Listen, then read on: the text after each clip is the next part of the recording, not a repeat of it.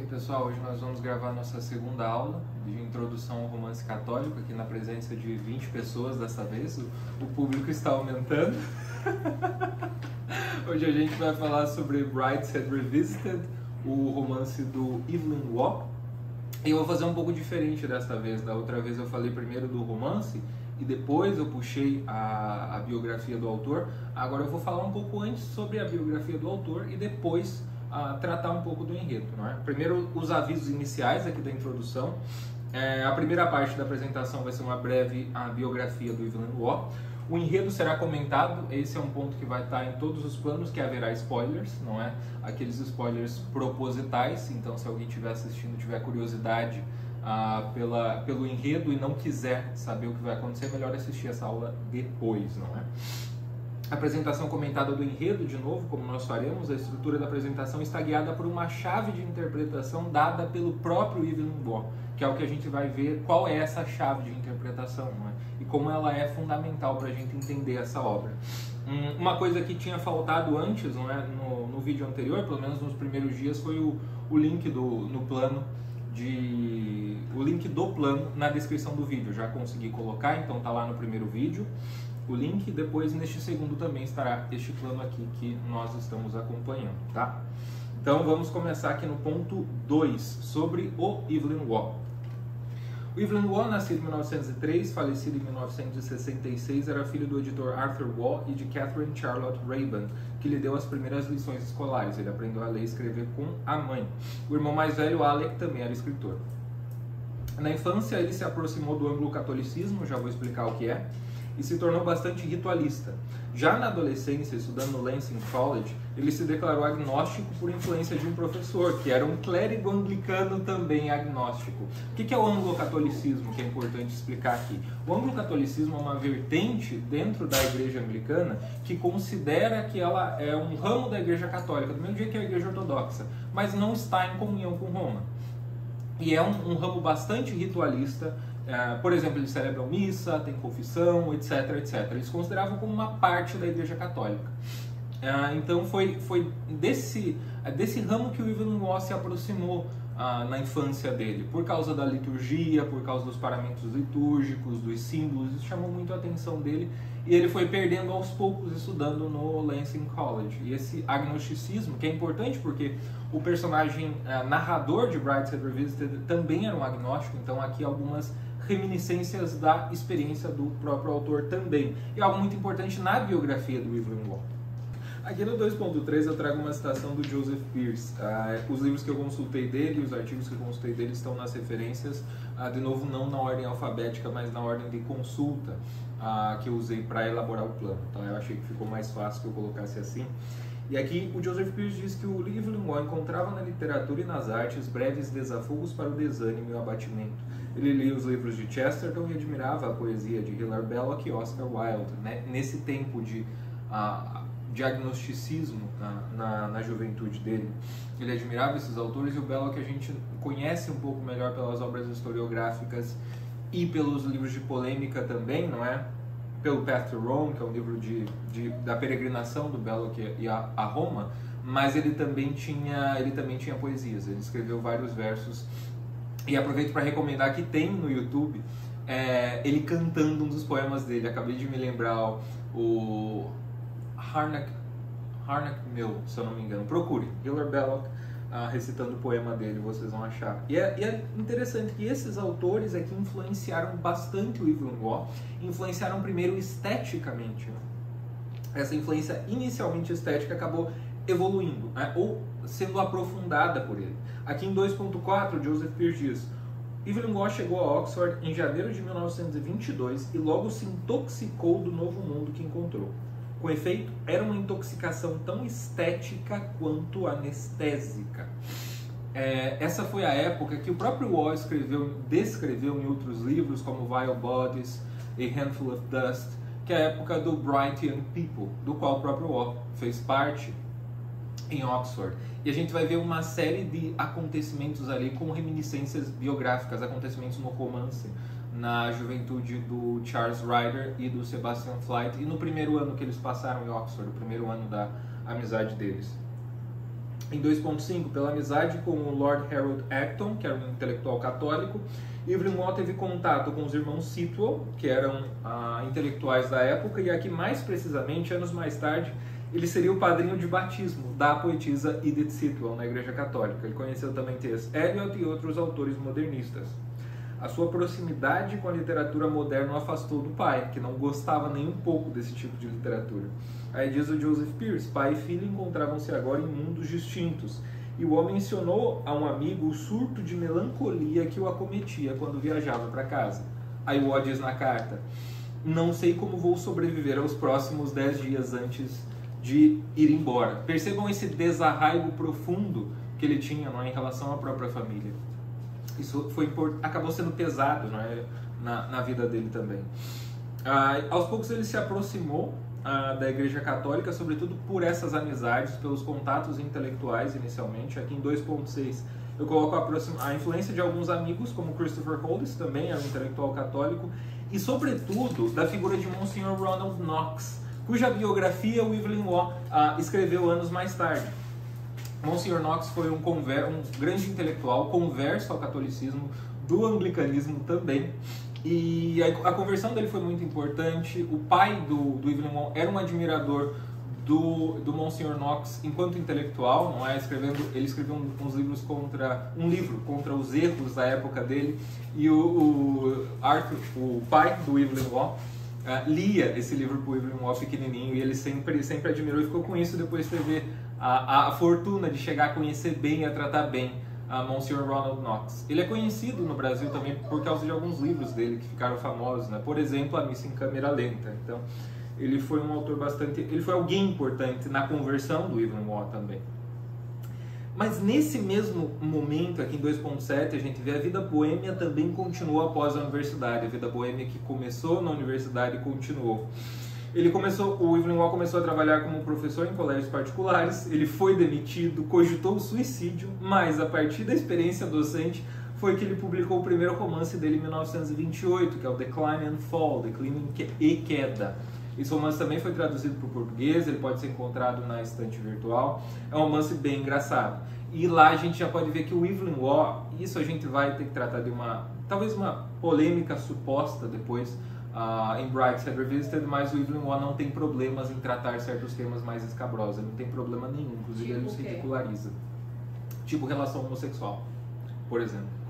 Inclusive ridicularizando. Tem uma parte que é bem engraçada, depois eu vou contar em Brideshead Revisited, é porque existe a suspeita de que esses dois personagens, o Sebastian e o Charles, eles teriam uma relação afetiva, não é? Mais do que amizade. E, enfim, não me parece isso claro dentro do romance, mas a gente vai chegar nisso também.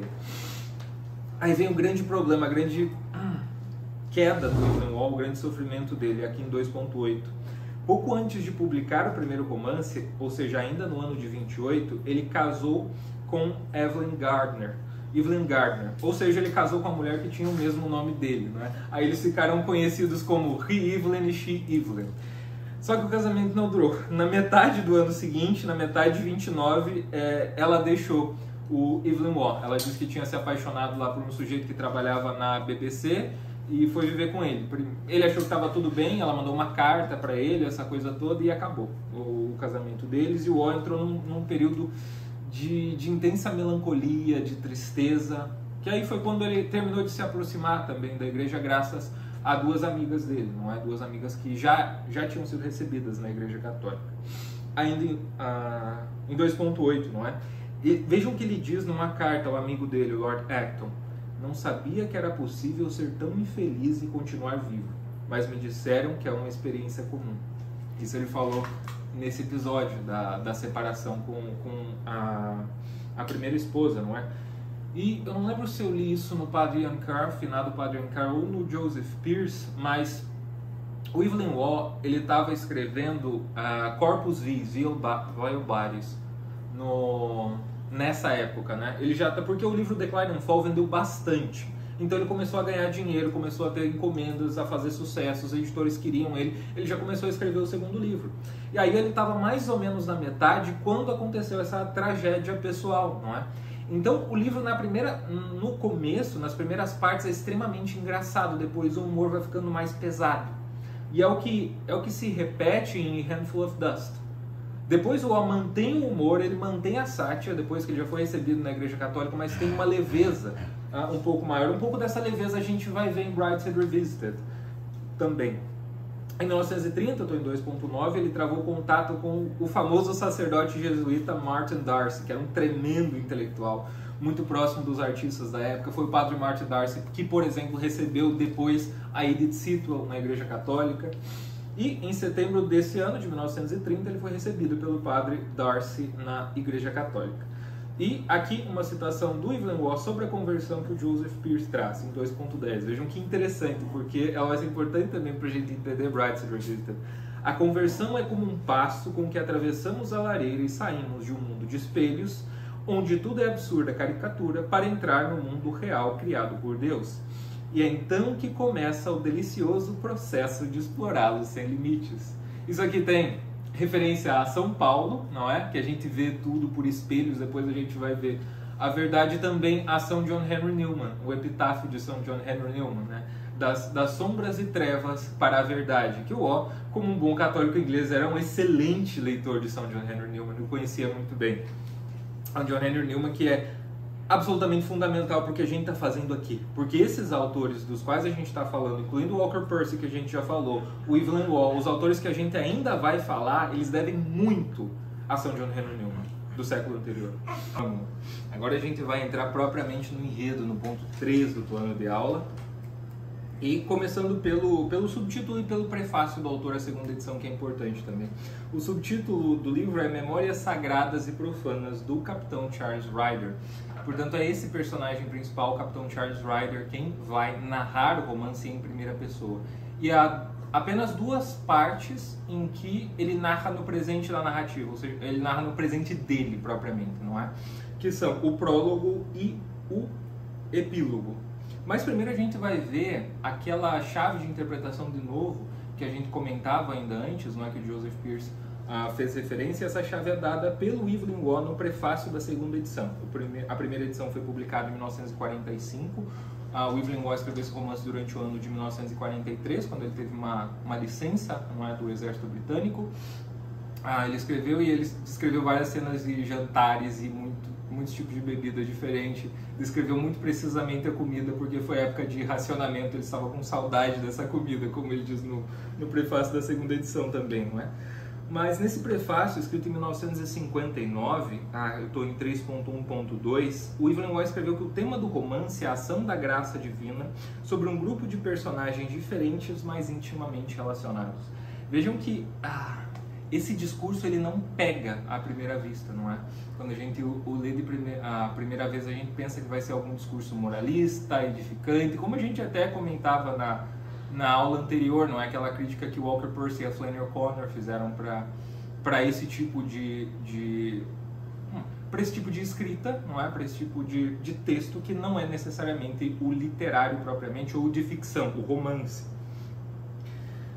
Aqui na década de 60, eu trago mais uma frase, uma citação que o Joseph Pearce faz do Evelyn Waugh.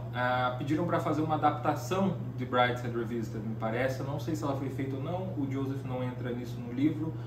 Tem algumas adaptações, duas em filme posteriores. Eu vi a de 2008 e é muito ruim, não recomendo que vejam, porque o diretor fez questão de perverter o romance. Eu achei que isso era exagero, tá? Eu até li isso antes, várias pessoas criticando o filme, inclusive o Joseph Pearce, aí eu fui assistir e realmente é ruim, não vale a pena. Mas tem uma série da década de 80 que é excelente, é muito fiel à obra. E aí consultaram o Evelyn Waugh e ele escreveu o seguinte para essas pessoas que o consultaram, em 3.1.3. A Igreja Católica Romana tem um poder singular de manter um controle remoto sobre as almas que uma vez formaram parte dela. Chesterton comparou isso à linha do pescador, que permite ao peixe a ilusão do nado livre na água enquanto o prende pelo anzol. No seu próprio tempo, o pescador o traz para a terra com um puxão na linha, a twitch upon the thread. Essa metáfora do puxão na linha, a twitch upon the thread, o Evelyn Waugh tirou de um conto do Padre Brown, do livro A Inocência do Padre Brown, do Chesterton. Tem uma cena no romance, a gente vai ver, que eles são todos lá na mansão de Brideshead, e a Lady Marchman, eles tinham o costume de ler ela lia em voz alta para os filhos e para os convidados, para quem estivesse lá, quando eles estavam passando por um momento complicado, não é? Alguma crise, ela lia para eles em voz alta. E essa crise foi uma crise com o Sebastian nessa ocasião. O Charles estava lá, estavam só os filhos, depois a gente vai conhecê-los melhor, né? A Lady Marchman é a mãe do Sebastian.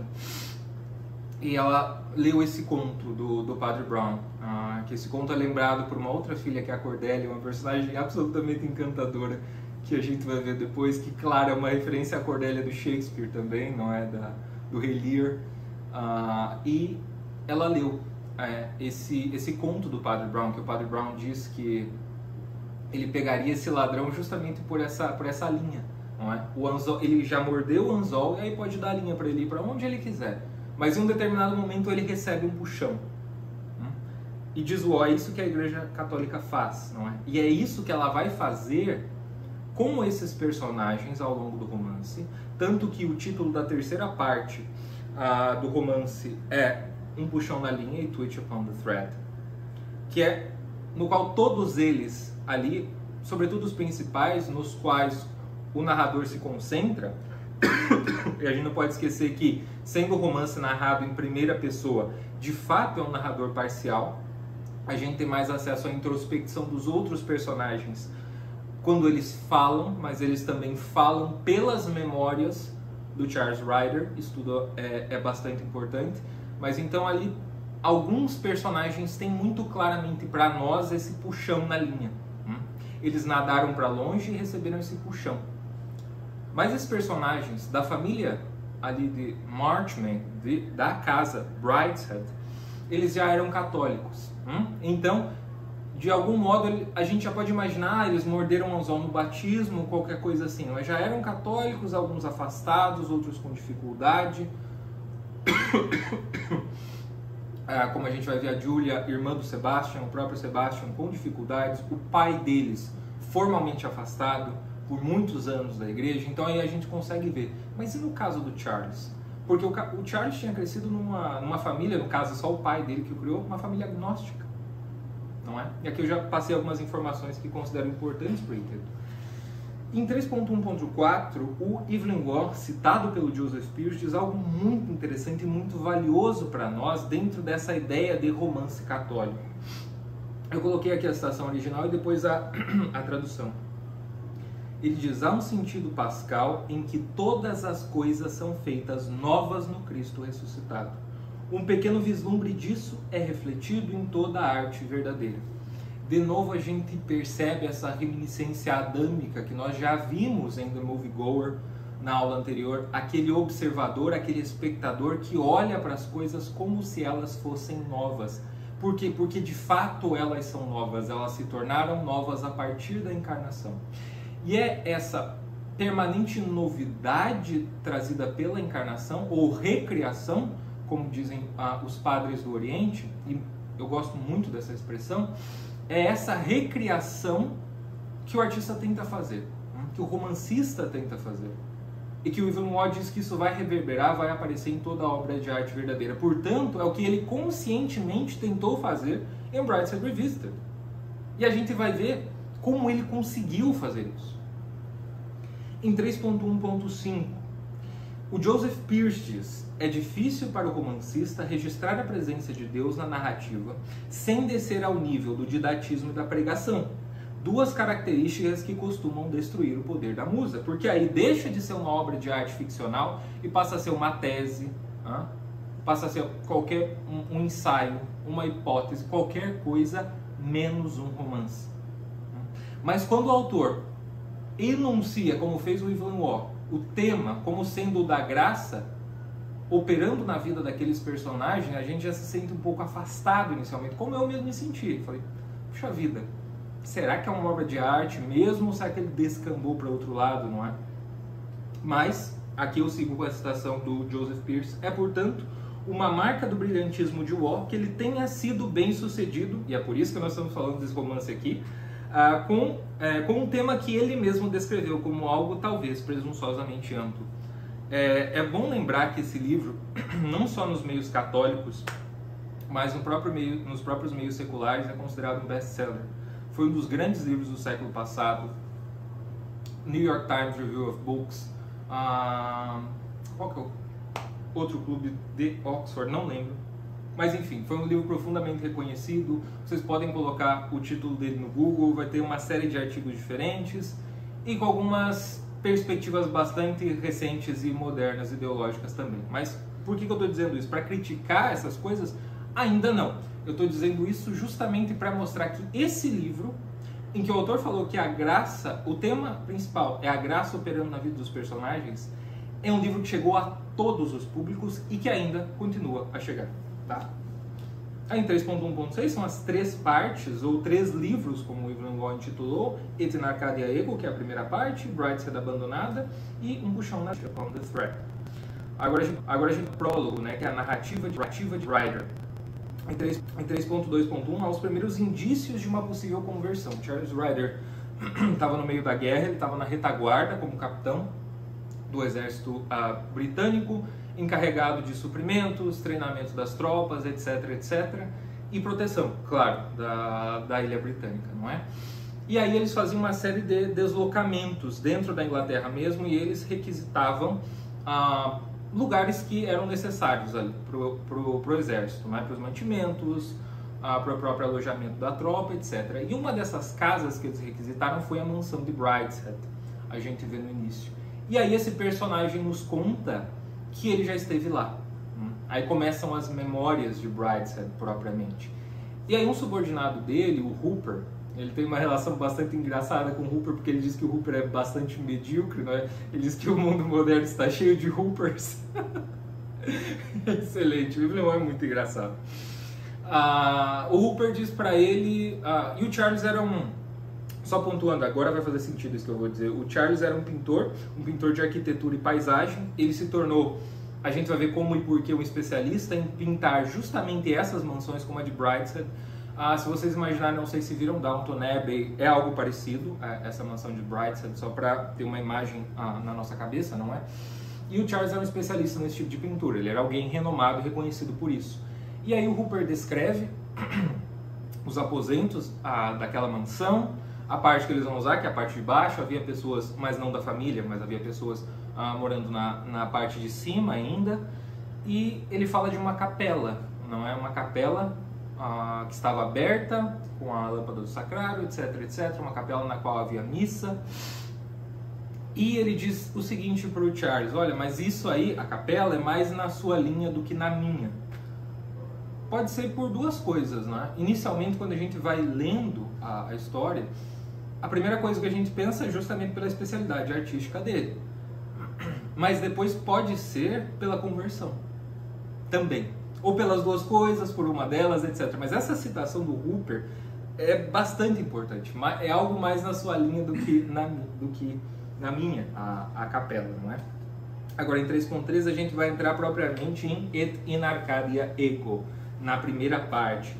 Eu coloquei esse subtítulo aqui, A Fascinação Estética de Charles Ryder, que foi uma primeira conversão do Charles Ryder, por assim dizer, não é?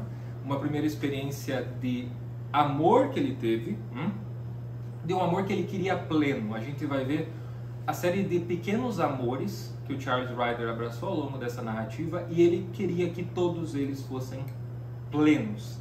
E por isso ele se frustrou um pouco. Tá?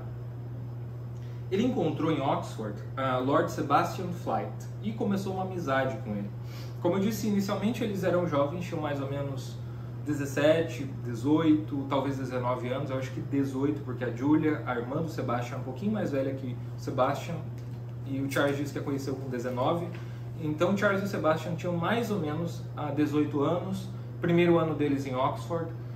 O Charles vinha sendo criado pelo pai apenas, a mãe dele morreu na Primeira Guerra como enfermeira, não é, era uma enfermeira voluntária, ela morreu, o pai sobreviveu, e o pai se distanciou dele, não é? Era uma figura bastante irônica, bastante engraçada, que o Evelyn Waugh, ele consegue registrar, ele consegue passar pra gente o peso das coisas graves. Ele não tira nem um pouco a gravidade delas, mas ele consegue fazer piadas, e piadas boas com essas coisas. Então, o pai do Charles é uma figura engraçadíssima. Há uma cena, depois das primeiras férias, durante as primeiras férias do Charles, em Londres, que é onde ele morava, não é? Ele estava sem dinheiro, tinha passado o primeiro ano em Oxford, em farra, depois que ele fez amizade com o Sebastian. Aí o pai dele já estava querendo se livrar dele em casa e convida uma porção de pessoas que ele sabia que o filho ia detestar, só para o filho querer ir embora logo. É engraçado, mas é um pouco triste, não é? E é por isso que o Sebastian, o Charles diz em 3.3.3, eu já volto para o tópico anterior, eu estava à procura de amor naquela época. Um amor que ele nunca tinha experimentado de nenhum tipo, ele não tinha nenhuma relação próxima com ninguém. Nem com os tios dele, muito menos com o pai dele. E o pai dele não tinha com ninguém desde a morte da esposa, não é?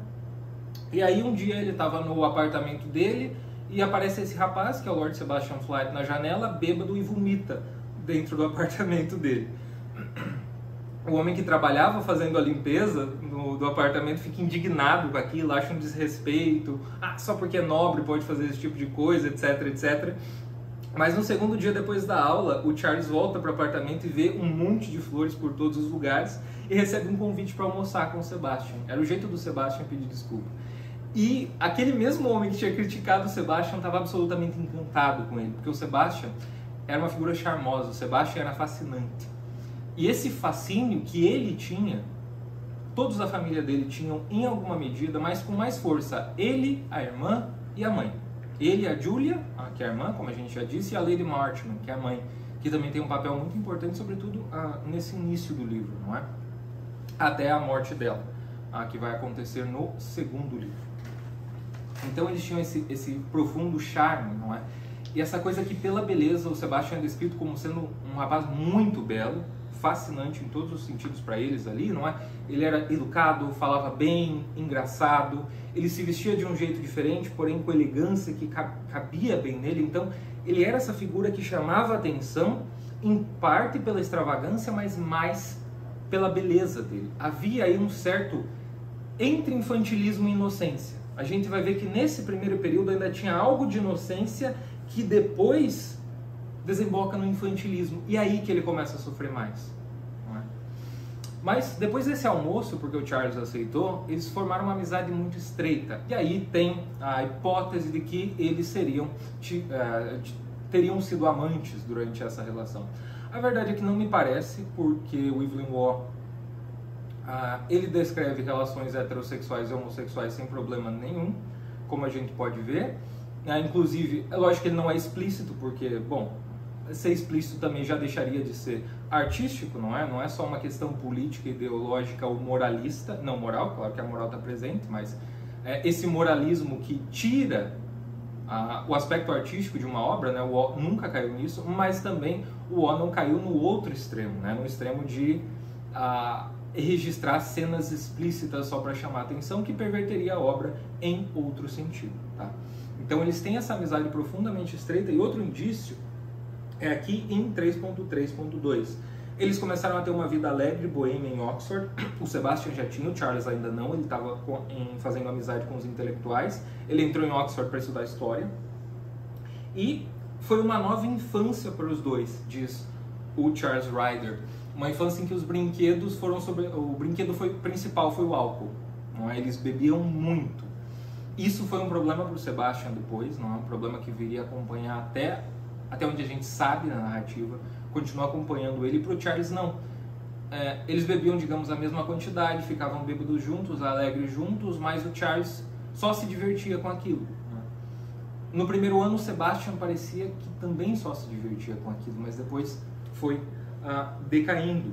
E aqui em 3.3.4, em 3.3.3 ainda, não é? Eu já falei do charme da família, mas eu esqueci de mencionar uma coisa importante, que é a primeira vez que o Charles vai a Brideshead. Primeiro ele fica encantado com a beleza do lugar, não é? Vejam que ele vai de beleza em beleza. A beleza do Sebastian, a amizade estreita com o Sebastian, a primeira relação recíproca e íntima ali que eles têm, uma relação de alegria, uma relação de fato arcádica, como a gente vai ver que continua, mas também essa relação pela beleza, não é? A beleza é a primeira coisa que pega o Charles Ryder. E não é à toa que, como eu disse, ele era pintor. Ele de fato teve uma vocação artística, e essa vocação artística foi consolidada por causa da estada dele em Brideshead.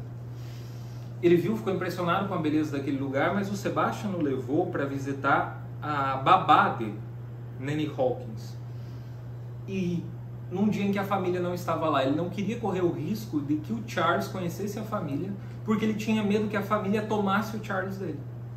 A família é tão fascinante quanto o próprio Sebastian poderia tomar essa amizade dele e deixar ele sozinho de novo. E vejam, essa família é católica, tá? Isso é muito importante, porque por parte de mãe, ou seja, da Lady Marchmain, eles eram Old Catholics, católicos antigos, ou seja, os católicos que permaneceram católicos mesmo depois do cisma de Henrique VIII e permaneceram até a reabertura da igreja, até que os católicos puderam ingressar nas universidades, em cargos públicos, militares, etc, etc.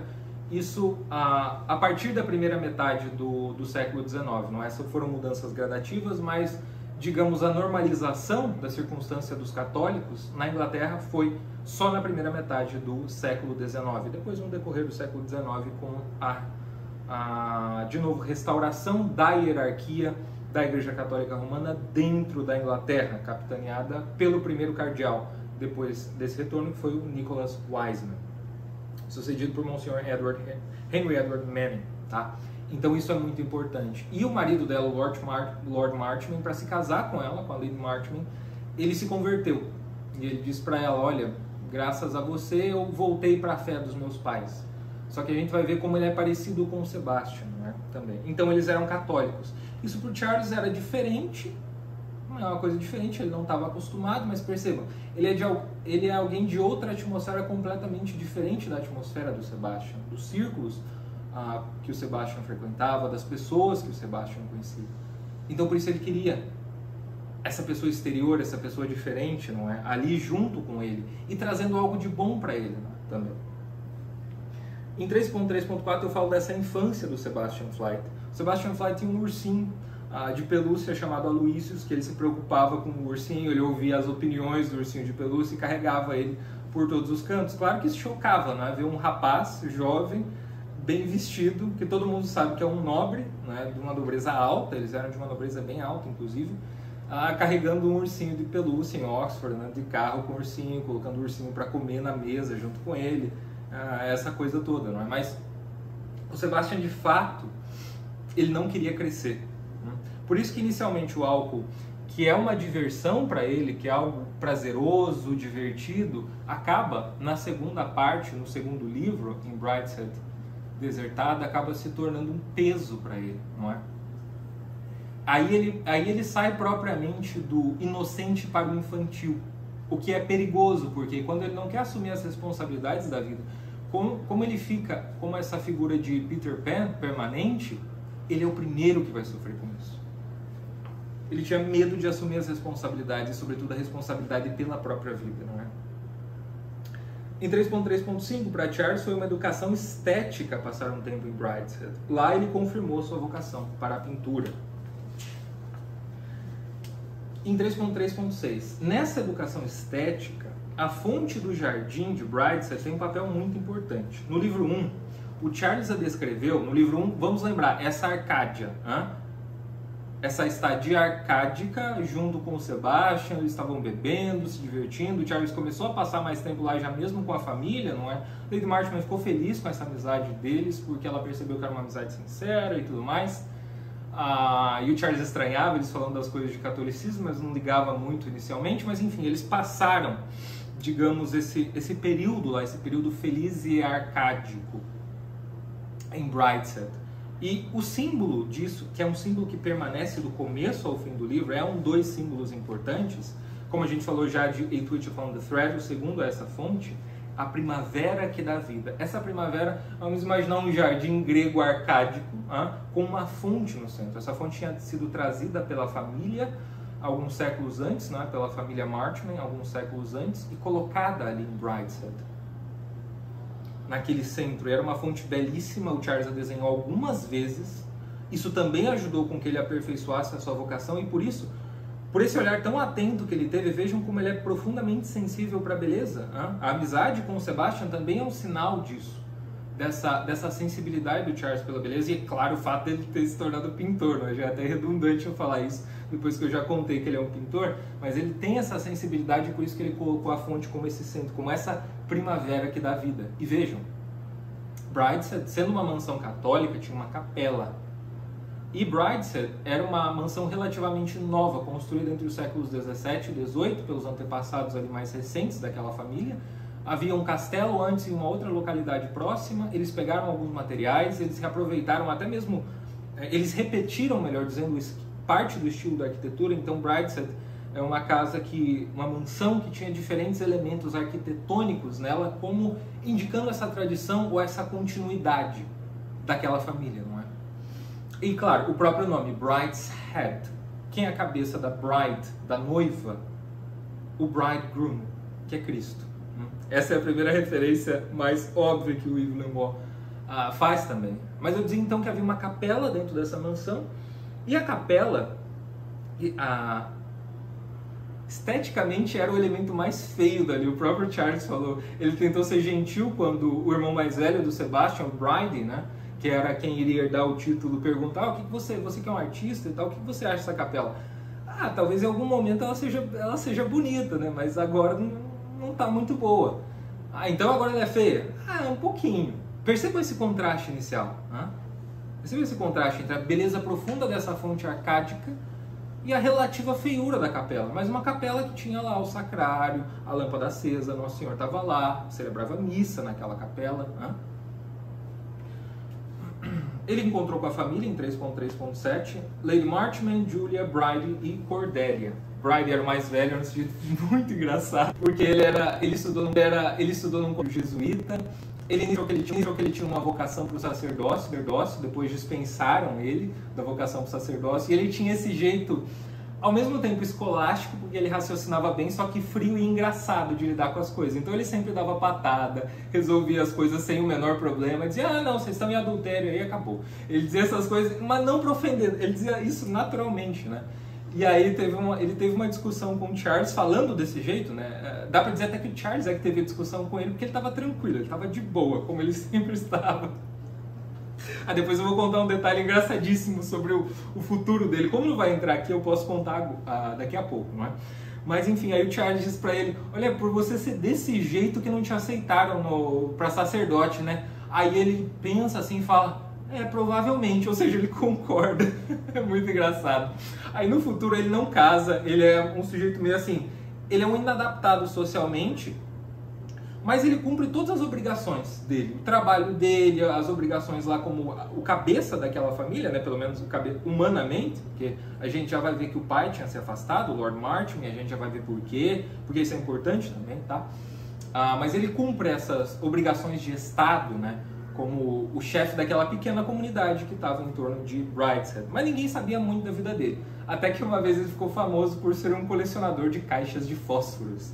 E aí, inicialmente ele não gostou porque ele não queria ser famoso, mas depois ele gostou porque outros colecionadores iam atrás dele, trocavam caixa de fósforos, etc, etc. E aí, mais pra frente, ele anuncia o casamento com a viúva de um militar que era colecionador de caixas de fósforos também. Era uma mulher burguesa, não era nobre que nem ele. E enganou ele, ele tinha mais ou menos 38, provavelmente ela já tinha mais de 45, 44, 45, alguma coisa assim. Ele estava esperando ter um herdeiro, mas é provável que não tivesse.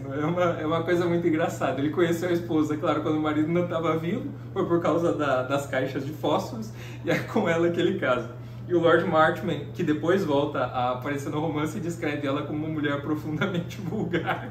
E de fato é muito engraçado. Percebam que o Evelyn Waugh faz piada pesada, ele não tira o peso das coisas sérias, mas ele consegue ser engraçado com elas. Por isso que ele é excelente, não é?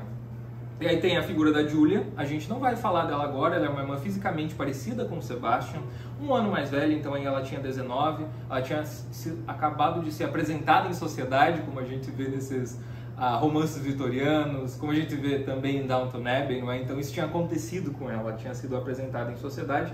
E tem a fascinante Cordelia, que ela também é a personagem favorita do Evelyn Waugh.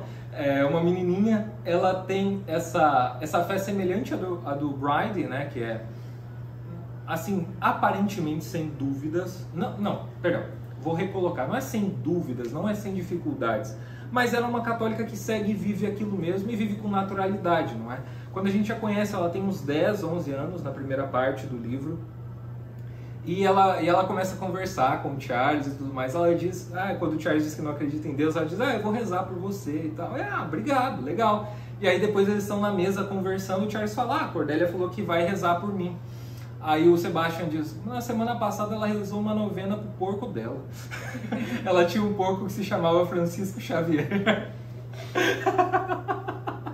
É uma personagem absolutamente apaixonante, a Cordélia. E a gente vai ver como ela evolui, não é? Não tem como não se apaixonar pela Cordélia igual o Evelyn Waugh. Eu acho que ele a registrou com esse objetivo, né? E a gente tem a mãe, a Lady Marchmain, em 3.3.8. Ela tem um peso sobre o Sebastian. Ela é descrita como uma mulher muito piedosa, só que as pessoas dificilmente têm afeto por ela.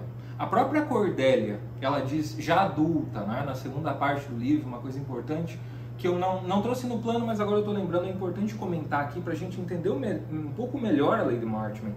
A Cordélia diz que a minha mãe era uma pessoa piedosa, mas não santa. Em inglês soa melhor, né, por causa da consonância saintly but not a saint. Ela diz. E ela diz também, olha, eu tenho uma tendência natural a ter afeição pelas pessoas, mas infelizmente eu nunca tive realmente afeição por ela. Mas vejam, e diz a Cordélia, eu não lembro se foi o Sebastian ou se foi a Cordélia, acho que isso está no plano, depois a gente vê, que as pessoas, ela tinha uma fama de santidade, ou pelo menos de profunda piedade, entre os outros católicos, né? Mas ela tinha, digamos, esse peso sobre eles, sobre os filhos, sobretudo em relação a Julia e ao Sebastian, não é? E em relação à fé católica, né? Essa preocupação dela com eles, na verdade, era um peso, né? Como uma exigência demais que eles tinham, não é? E olha que coisa interessante, a gente falou da imaturidade do Sebastian. Esse mesmo peso que o Sebastian sentia foi sentido pelo marido dela, o Lord Marchmain, e por isso que ele a deixou. Agora a gente já vai falar dele daqui a pouco. Em 3.3.9, o Charles diz para o Sebastian, quando eles falam, né, sua família é católica e tal, mas o Charles diz para o Sebastian, olha, não parece que tem nada diferente a sua família por ser católica, mas o Sebastian responde que é justamente o contrário. Tudo o que pensam ser importante é diferente do que as outras pessoas pensam. Eles, os católicos, tentam esconder o máximo que podem, mas sempre sem sucesso. É natural que tentem, mas é difícil para semi-pagãos como Julia e eu. É assim que o Sebastian se descreve e descreve a sua irmã, como semi-pagãos. O que isso significa? Que eles deixaram de acreditar? Não, mas que eles não conseguem viver à altura disso, sobretudo o Sebastian. A Julia tem uma experiência um pouco diferente, sobretudo em relação à própria crença dela, que fica ali, mas ela consegue como que congelar aquilo por alguns anos, até que volta como uma erupção de vulcão, a gente vai ver. E o Sebastian não. O Sebastian, ele já vê aquilo claramente. No Sebastian, desde muito cedo, ele tem duas opções, ou Deus ou nada. Não tem meio termo. Ele não é como o Charles, que vai de pequeno amor em pequeno amor e vai subindo, não é? Que ele já almeja essa plenitude, o Charles, mas ele realmente acredita, e aqui ele não está sendo falso. A gente poderia até criticá-lo por outros motivos, talvez, mas o que me parece é isso, ele não estava sendo falso ali. Ele estava subindo de amor em amor, esperando encontrar plenitude em cada um desses amores.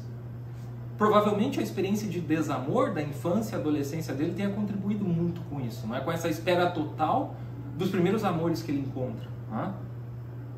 Da amizade com Sebastian, da beleza de Brideshead, que o leva para sua vocação artística. Então, caramba, eu vou me realizar na pintura, é aqui que eu vou ser feliz de verdade. Percebam como ele vai subindo aos poucos, de degrau em degrau ali. O Sebastian não. O Sebastian, ele não bebe, ele deixa de beber para se divertir, aqui a gente já está entrando na decadência dele, e ele bebe para fugir desse compromisso que a consciência dele pede. Ele não consegue se distrair com coisas menores. Tá? Ele sabe que Deus está ali olhando para ele, então ele tenta se destruir porque ele não aguenta esse peso. Tá? E esse peso, sobretudo, é encarnado pela mãe dele. Percebam? O Joseph Pearce diz algo muito interessante numa entrevista, eu acho que eu não coloquei aqui no plano, mas é interessante mencionar nesse comentário que ele diz que Deus é o personagem principal desse romance. Mas Como que pode ser? Como os deuses gregos na Ilíada e na Odisseia? Não. Como o Cristo que conversava pelo crucifixo com o Dom Camillo, por exemplo,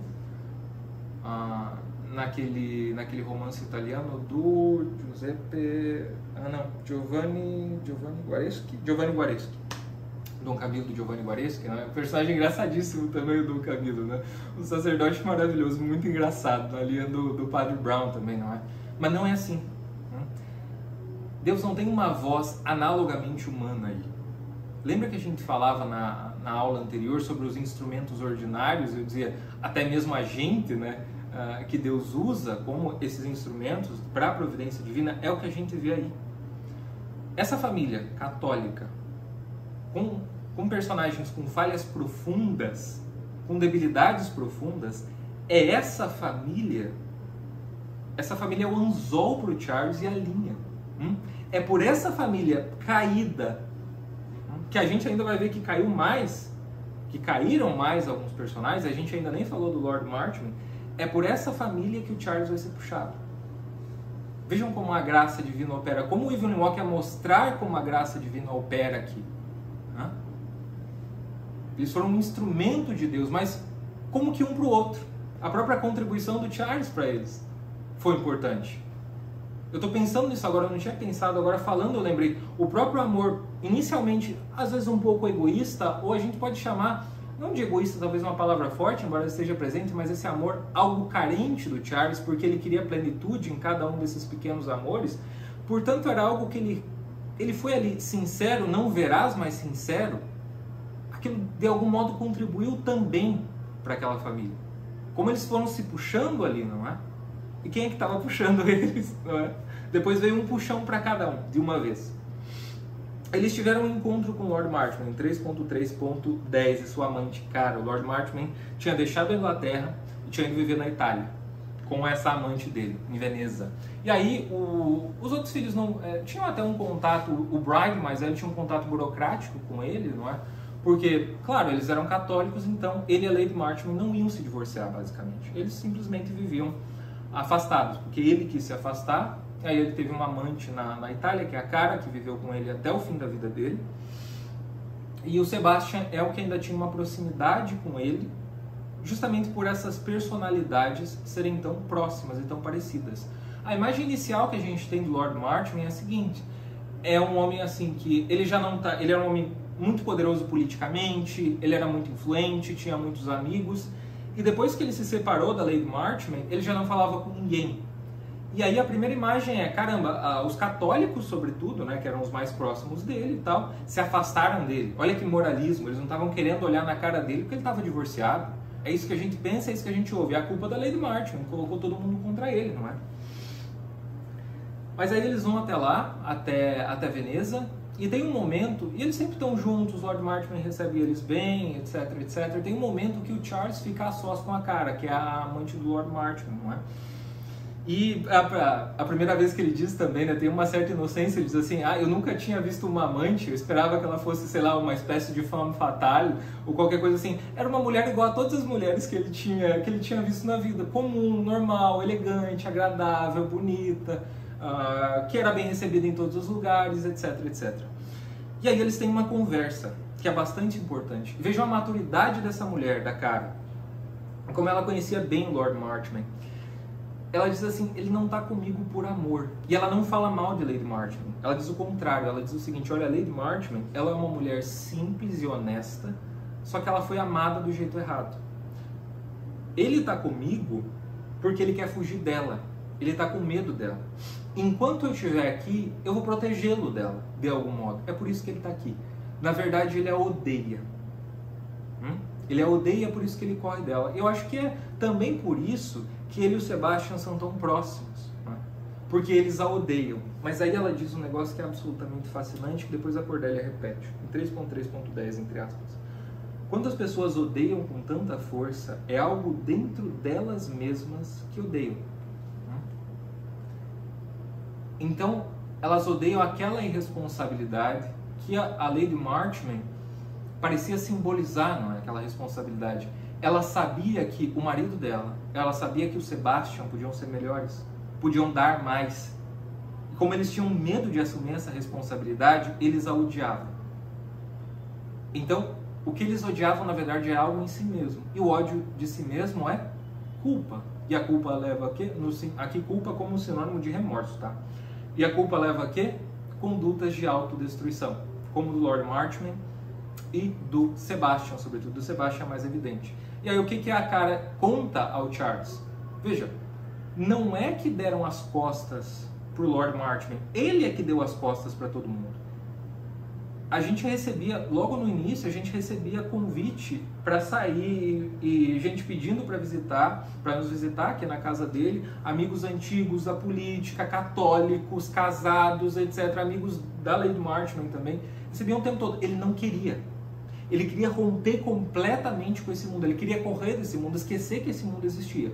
E continuava, enquanto isso, cultivando esse ódio pela Lady Marchmain, por tudo que ela representava. E que no fundo a gente vai ver a ódio também por Deus. A Cordelia adulta, que vai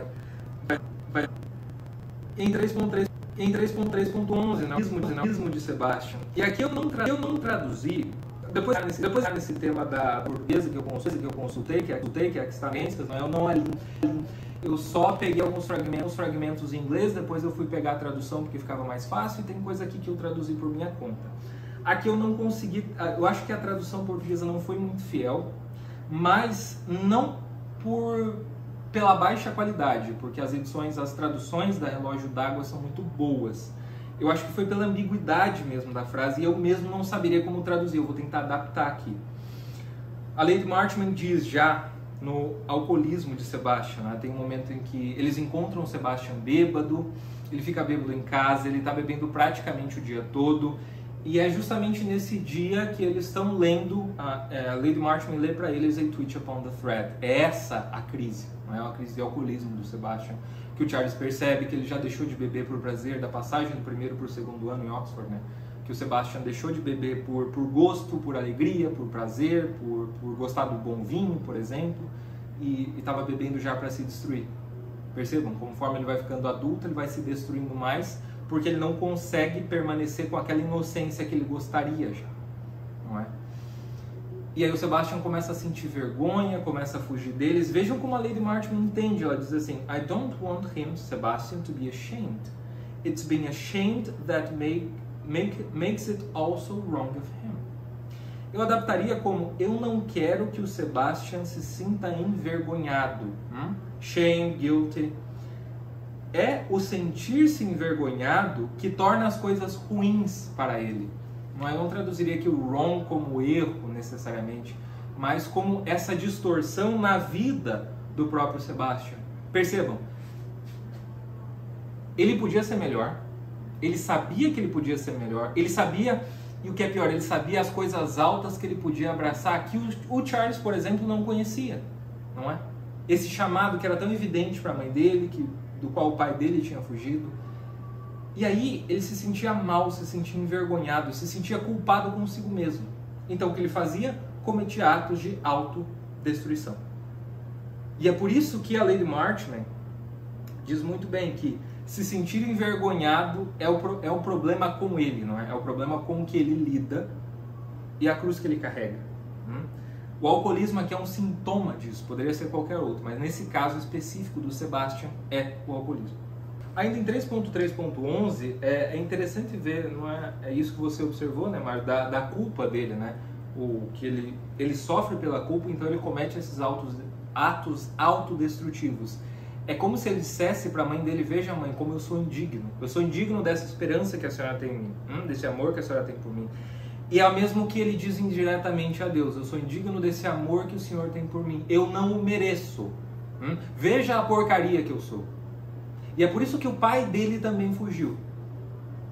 Também por sentir essa indignidade. Só que, claro, é muito difícil você lidar e manifestar isso. Então, percebam aquela frase da cara, né? O que você odeia, quando você odeia alguém, é algo em si mesmo que você odeia, e a gente pode complementar, você projeta no outro. Então esse ódio projetado à Lady Marchmain é um remorso, é uma culpa projetada. Uma culpa projetada mesmo que ela não fizesse nada, como se os olhos dela de reprovação, mas que na verdade não eram de reprovação, por essa frase que a gente viu, ficassem em cima deles, do Sebastian e do pai dele, e depois da Julia também, como a gente vai ver já na segunda parte do livro, não é? Então é disso que ele está fugindo. E vejam que é interessante, porque claro, a Lady Marchmain também não é perfeita. A gente falou da falta de afeição da Cordelia por ela, né? A Cordelia tinha praticamente afeição por todo mundo, a falta de afeição por ela. E ela tinha uma afeição muito grande pelos irmãos falecidos dela na guerra anterior, porque eles eram exemplos de hombridade, eles eram corretos, eles eram piedosos, eles eram fortes, eles eram responsáveis, eles eram bem-humorados. Então ela tinha essa imagem masculina, não é? Então, ao mesmo tempo, esse afeto, a força, o bom humor e a responsabilidade. E é isso que ela esperava, talvez, do Lord Marchmain, não é? É isso que ela esperava dele, e que ele não conseguiu ser. E é isso, talvez, que ela esperava que o Sebastian pudesse se tornar, pela sensibilidade dele, e que ele não conseguiu se tornar. E que, no fundo, ele sabia disso, tanto quanto o Lord Marchmain sabia. Então, esse ódio deles é uma expressão de culpa em relação a ela, não é? E agora a gente vai passar para 3.4, a segunda parte. Em 3.4, que é o livro 2, Brideshead Abandonado, eu coloquei aqui como subtítulo A Desilusão de Charles Ryder nas Ruínas de Arcádia. O Joseph Pearce coloca num ensaio na Chris's Magazine, Brideshead Revisited in a Nutshell, e que ele fala que o Charles se desiludiu com a própria desilusão. Ou seja, se desiludiu com a desilusão inicial desse agnosticismo dele, que esperava tudo de coisas relativamente menores. O que acontece? O alcoolismo do Sebastian piora. Aqui em 3.4.1 ele foge. Primeiro a Lady Marchmain, ele acaba tendo que sair de Oxford, pelo menos momentaneamente, porque ele fica bêbado lá várias vezes no segundo ano. Ele e o Charles se distanciam um pouco. Ele vai viajar com o Mr. Samgrass, que é um sujeito que vivia puxando o saco da Lady Marchmain. Só que aí o Sebastian consegue fugir dele e encontra o Anthony Blanche, essa figura que a gente já falava anteriormente, não é? Ele encontra o Anthony Blanche no Oriente. O Anthony Blanche tinha um rapaz como amante, o Sebastian passa a conviver com eles, né? E o Evelyn Waugh não dá detalhes disso, mas o Sebastian está lá nesse círculo social do Anthony Blanche. E o Mr. Samgrass não tá nem aí, e aí ele repassa um dinheiro pro Sebastian, o Sebastian paga a viagem dele e os dois ficam de boa, não é? Mas aí o Sebastian acaba piorando desse alcoolismo. A ideia era justamente o Mr. Samgrass ficar de olho nele, ele se distrair com os monumentos arquitetônicos, a beleza desses outros lugares, etc, etc, e deu errado, não é? E depois Lady Marchmain acaba descobrindo que isso aconteceu também. Mas aí eles voltam, ninguém sabe, e o Sebastian continua bebendo, e tem mais uma crise. E aí eles deixam ele sem álcool completamente, deixam a casa sem álcool porque estão desconfiando dele, né? E ele se sente mais culpado ainda, é claro. Só que aí eles vão sair para uma caçada e o plano do Sebastian, o Sebastian diz que vai para essa caçada também, junto com eles ficam felizes, mas ele simplesmente não, diz pro Charles, não, vou desviar do caminho e vou beber, vou até o pub e vou encher a cara. Só que ele não tem dinheiro, porque também não deixam dinheiro com ele. E aí o que o Charles faz? Dá o dinheiro para ele pede, fala, se você não me der eu vou conseguir de outro jeito, você que sabe. E aí o Charles vai lá e dá o dinheiro para ele. Né? Aí ele fica bêbado, a Lady Marchmain descobre e acaba expulsando o Charles. Até então ela não sabia do que tinha acontecido na viagem para o Oriente, né? Então ela ficou brava com o Charles e tal, mas depois ela se arrependeu também. Porque aí o Charles vai embora. E aí que o Charles sai de Brideshead. Ele abandona Oxford também, ele já não estava interessado em história, e como a gente falou, ele consolidou sua carreira artística ali em Brideshead, então ele vai até Paris estudar pintura, para se tornar um artista profissional mesmo, para se dedicar totalmente àquilo. Não é? E aí depois, ele descobre muito tempo depois também que nesse mesmo período eles tentaram tratar o Sebastian, deixaram ele sem álcool, mas a Cordelia ficou com pena dele e levava vinho para ele, escondido, não é? Coitadinha da Cordelia, ela tinha muita pena do Sebastian, não é? E levava esse vinho para ele para tentar ser um alívio, não é? Para ele depois descobriram e tal, e ela ficou arrependida também, mas ela não podia deixar de fazer aquilo, não é? E aí tem então um personagem que a gente já vai ver, que é interessante também, que é o Rex Mottram, tenta levar o Sebastian para uma clínica de reabilitação, acho que na Suíça. Só que aí o Sebastian foge dele na França e vai parar, vejam, no Marrocos. Vai parar, acho que primeiro na Argélia, depois ele vai para o Marrocos, no norte da África. Essa é a fuga do Sebastian. E nesse meio tempo, a Lady Marchmain morre. Ela já tinha uma doença, então imagine, isso vai se agravando, esse problema que ela já tem, o divórcio do marido, a fuga do Sebastian. Eles sabem mais ou menos que ele está no norte da África, mas não sabem como ele está, não é? Eles tentam ir atrás dele. E aí a Julia entra em contato com o Charles. O Charles passa um tempo em Paris, depois ele está de férias em Londres. A Julia encontra ele, entra em contato, diz que a Lady Marchmain...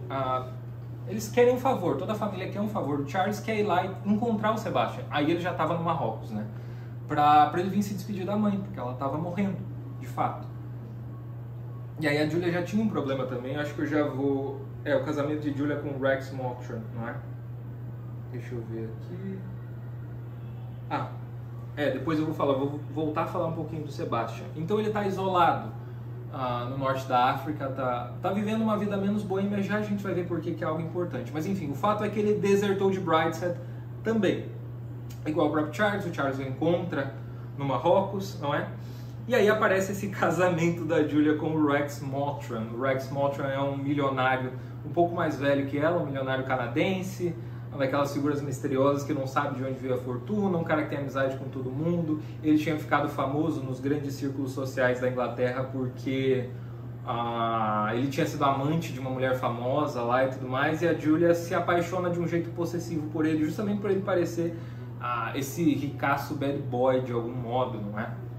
Aí a Julia se apaixona por ele, e aí descobrem que ele já tinha sido casado, e ele diz assim, beleza, vocês não me perguntaram antes. Ele realmente não estava nem aí. Não, vocês não me perguntaram antes, se tivesse perguntado eu tinha falado, me divorciei, qual o problema? Pode casar de novo. Vai falar, não, é católico, não pode casar, não sei o quê. Aí a Julia fica louca, diz, não, mas eu já fui amante dele, já tô sendo amante dele há muito tempo. Aí a Lady Marchmain pergunta pra ele, é verdade? Ele fala assim, não, mas eu adoraria que tivesse sido. Então ele é essa figura, né? Aí fala, não, mas você tem que ser católico também. Fala, beleza, você, o que tem que fazer para ser católico? Né? Tem um que é maravilhoso, que já vou explicar essa parte do catecismo do Rex Mottram. É engraçado, mas vejam a superficialidade dele, né? É engraçadíssimo. Ele diz assim, eu vi um casamento real na Espanha e tinha um monte de cardeal lá. Quanto cardeal vocês acham que a gente consegue pôr no nosso casamento? Aí dizem pra ele, não, mas aqui na Inglaterra a gente só tem um. Aí ele, não dá pra contratar uns outros? Isso que ele diz. E aí ele diz, não, beleza, eu vou pro catecismo então. E aí o padre Mowbray, que é o padre lá que dá o catecismo pra ele, fala assim, olha, é um caso curiosíssimo, esse rapaz nunca me perguntou nada, ele não tem problema nenhum, ele aceita tudo que eu falo, pra ele tá tudo bom. E aí um dia ele chega lá pro padre e fala assim, padre, eu sabia que o senhor tava me enganando, o senhor devia ter ido direto ao ponto. Pô, era só então eu dormir com os pés virados para leste que eu já ia para o céu se eu morresse? Era só isso, por que o senhor não me contou? Aí o padre fica escandalizado, mas de onde que ele tirou essa ideia? Porque, não, eu conversei com uma católica muito piedosa e ela me ensinou tudo isso aí, todas essas coisas que o senhor não falou. Ou seja, a superstição ele pegou, a doutrina ele não estava nem aí. E aí quem que era essa pessoa piedosa? A Cordélia. Ela tinha enganado ele, falado um monte de besteira e ele acreditou em tudo.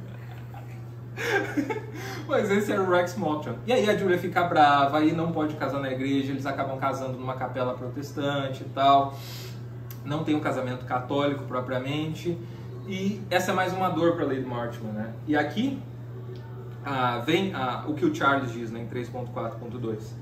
E Lady Marchmain viu isto e juntou a sua nova dor por Sebastian e a sua velha dor pelo marido e a doença mortal no seu corpo, e levou todos estes sofrimentos diariamente à igreja.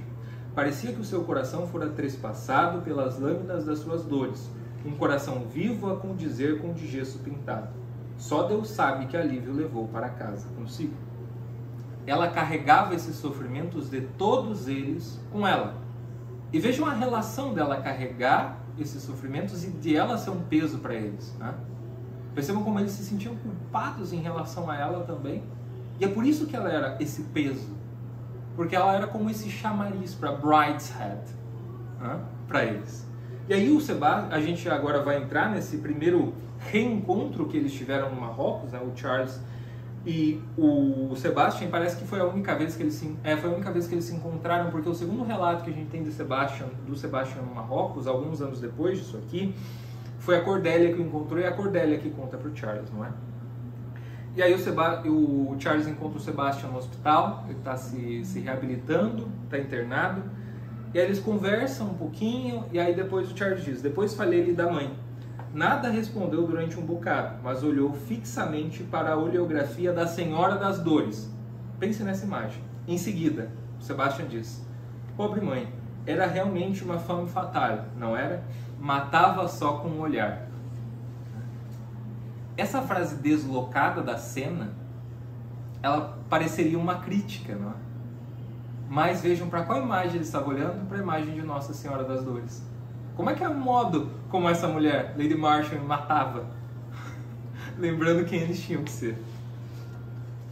E aí, o Sebastian vivia no Marrocos com um alemão chamado Kurt. Era um cara que tinha desertado do exército inicialmente, foi para a Legião Estrangeira Francesa, no Marrocos, e aí atirou no próprio pé porque não queria mais servir e tudo mais. E aí o que acontece é que depois até eles vivem juntos, né? E de novo entra aquele tema que a gente comentou antes. E o Bride, como a gente disse, ele é bem direto, né? Então o Charles volta, o Sebastian não consegue viajar com ele porque ele está doente, né? Então o Charles volta para Londres. E aí ele conversa com o Bride e fala: olha, eu acho que é bom mandar um dinheiro pro Sebastian lá e tal. Ele tá vivendo com esse cara, o Kurt, o alemão e tudo. Aí o Bride pergunta: é uma relação viciosa? E o Charles responde: absolutamente não. Não é. Então, bom, é isso que o autor nos diz. E a gente vai ver que a gente tem motivos para acreditar, porque essa é a primeira vida de caridade do Sebastian. E aqui tem um problema com a tradução portuguesa, tá? Foi, como eu disse, eu não li inteiro, foi o problema que eu identifiquei, que eu acho que de fato pode pesar, que de fato pesa um pouco pro sentido, tá?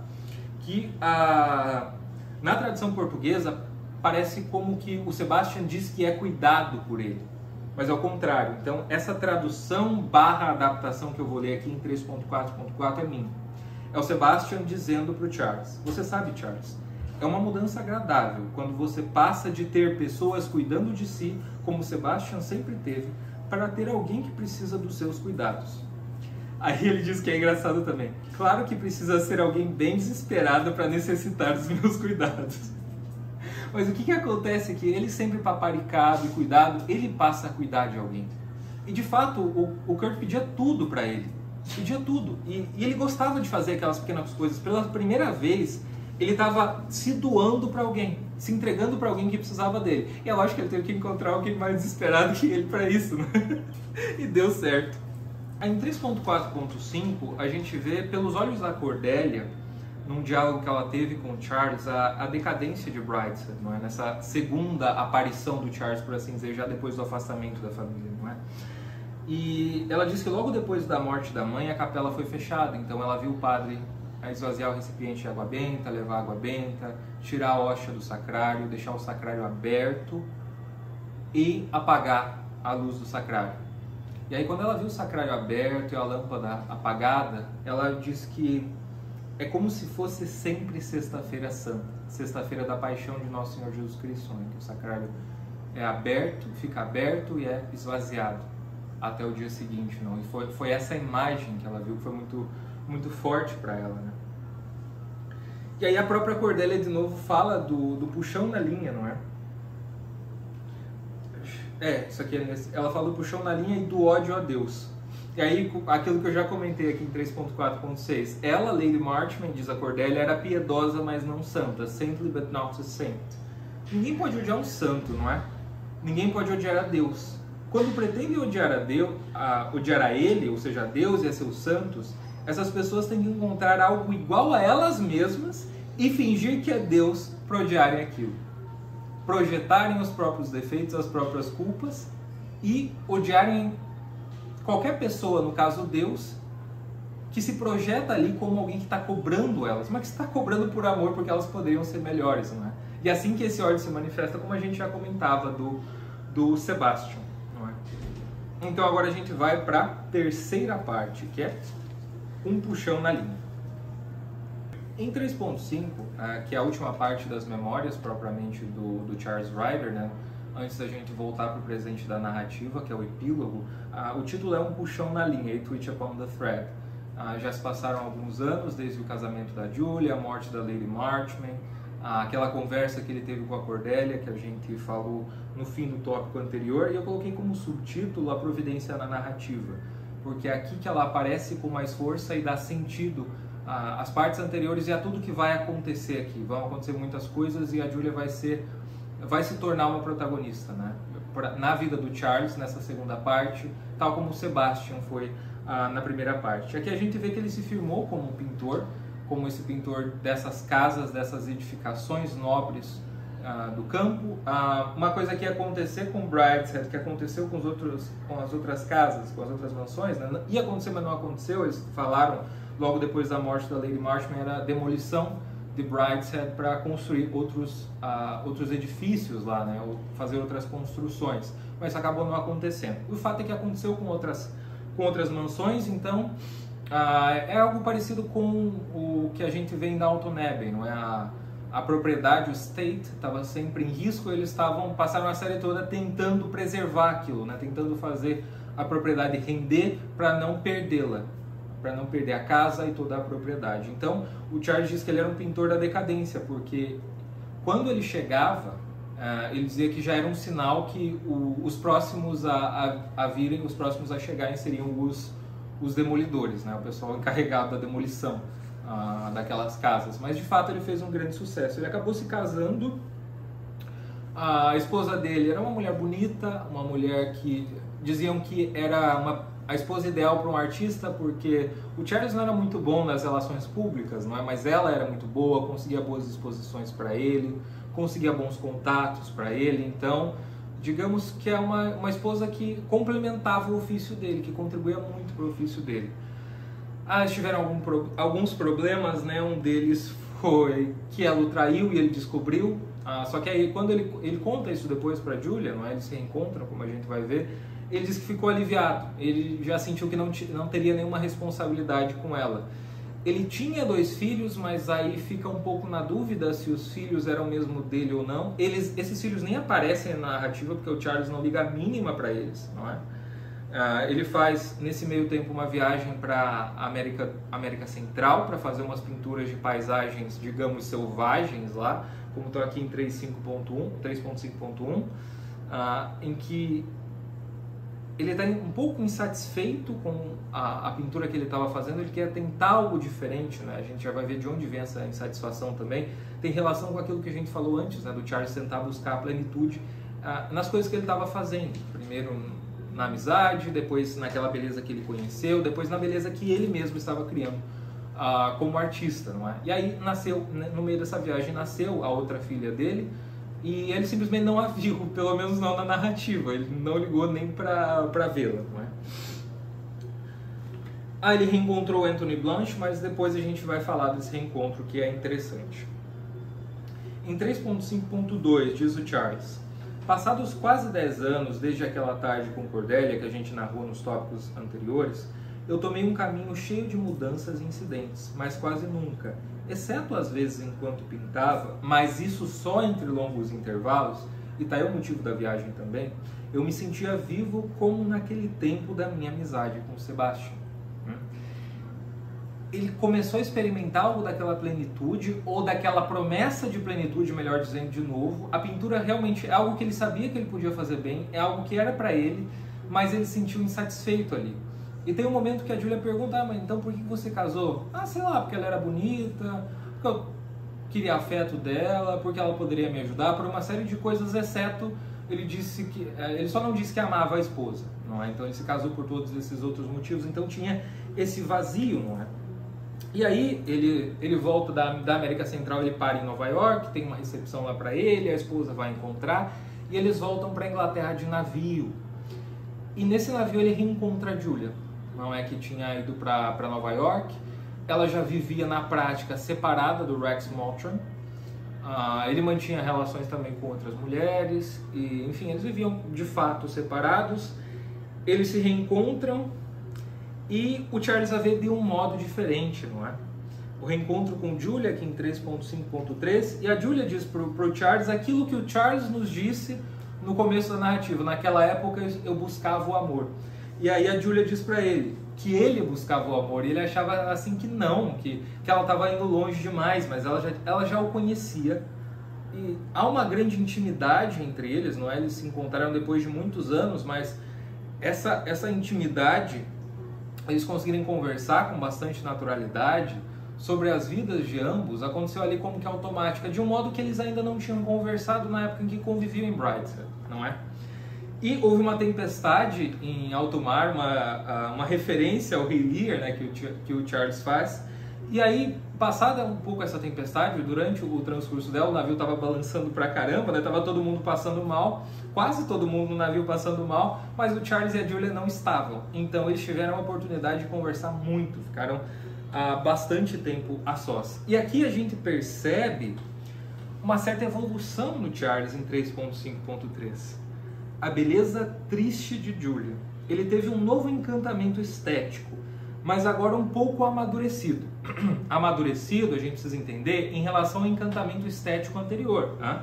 Porque se ele antes via a Julia como uma beleza do Quattrocento florentino, é assim que ele a descreveu quando a conheceu, agora ela lhe parecia uma mulher única, cuja beleza era inseparável da pessoa.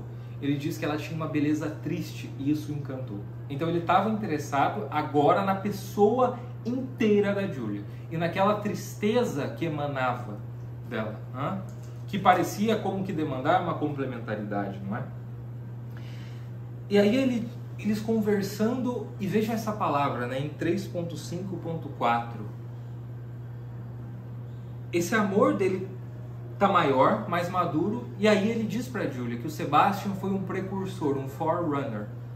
Essa palavra é usada 2 vezes no romance. A primeira é aqui, quando o Charles diz isso do Sebastian para Julia, né? Agora eu vejo que o Sebastian foi um precursor, e a segunda é a Julia que vai dizer pro próprio Charles, não é?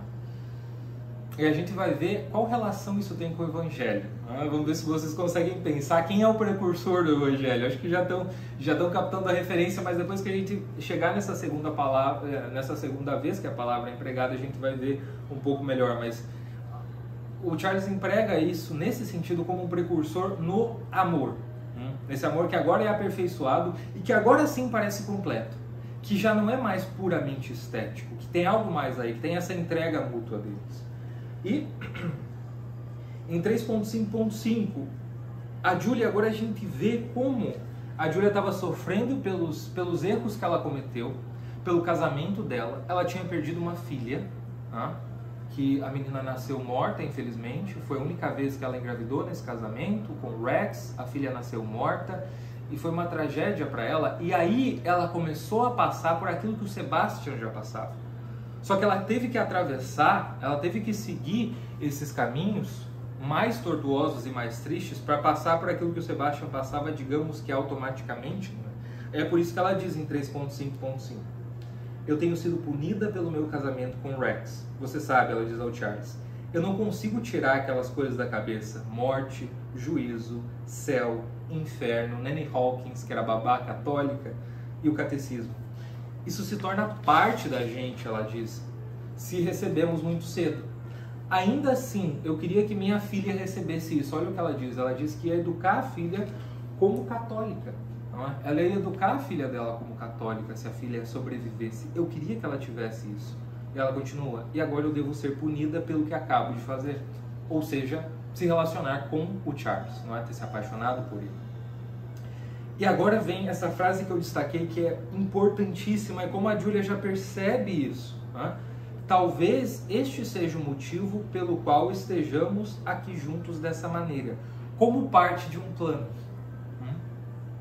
Agora, a que plano ela se refere? Porque vejam, ela faz um discurso de tristeza, um discurso de caramba, eu vou ter que pagar por esse erro, isso aqui tá difícil para mim, olha, eu perdi a minha filha.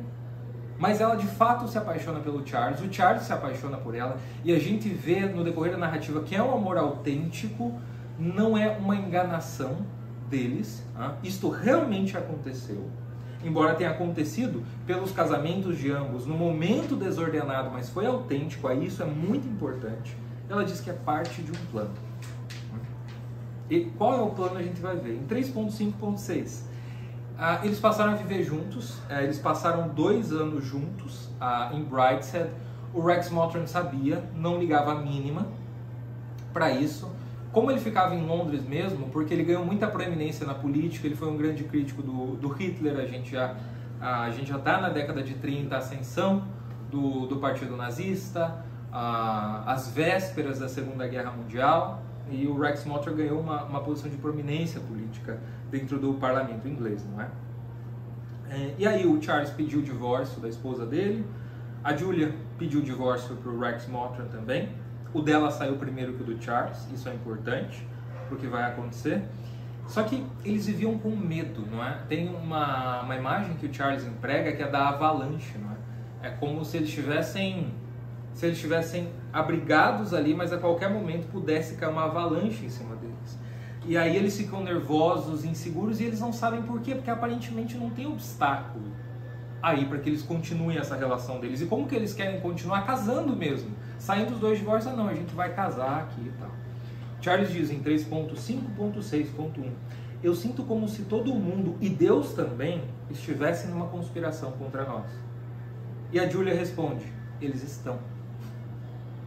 E agora vem a segunda vez que a palavra forerunner aparece. Em 3.5.6.2. A Julia pergunta ao Charles: será que eu também não sou uma precursora para você? Será que esse nosso amor também não é indicativo de algo maior? Porque parece que os dois, tanto a Julia quanto o Charles, estão esperando algo maior, não é? E se o Sebastian foi o primeiro precursor, talvez a Julia seja a segunda. É isso que ela começa a pensar. Porque tem um momento em que o Bride traz a esposa dele, ele quer trazer a esposa, mas ele não quer que eles estejam lá porque, enfim, a esposa não quer se deparar com eles lá, vivendo aquele tipo de relação e tal. E o Bride diz daquele jeito dele, não para ser ofensivo, mas porque ele era seco. Vocês estão aí vivendo em adultério e tal. Aí a Julia tem uma crise nervosa. Ela vai correndo para aquela fonte, é lá que o Charles a encontra. Eles tinham passado um dia perfeito, muito bonito e tal, estavam contentes.